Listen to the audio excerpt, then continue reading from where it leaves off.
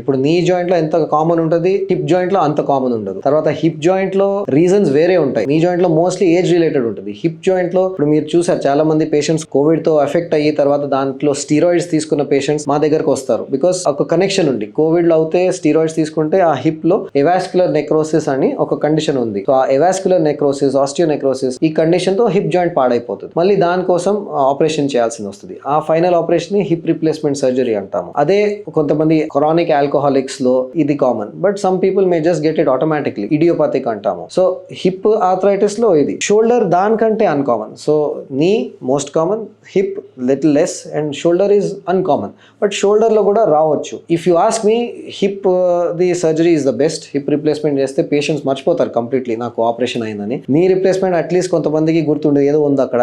Pain relief చాలా బాగుంటుంది, but still little bit. Shoulder is little third in position, ఎందుకంటే shoulder results అంత బాగుండదు. But still today's technology with today's implants and expertise shoulder అవసరం ఉంటే shoulder replacements కూడా చేస్తాము. డిజీజ్ బట్టి ఉంటుంది అది. మీరు తీసుకునే అదే మందులు, అదే నాణ్యమైన మందులు మెడ్ ప్లస్ బ్రాండ్స్ పై సగం ధరకే.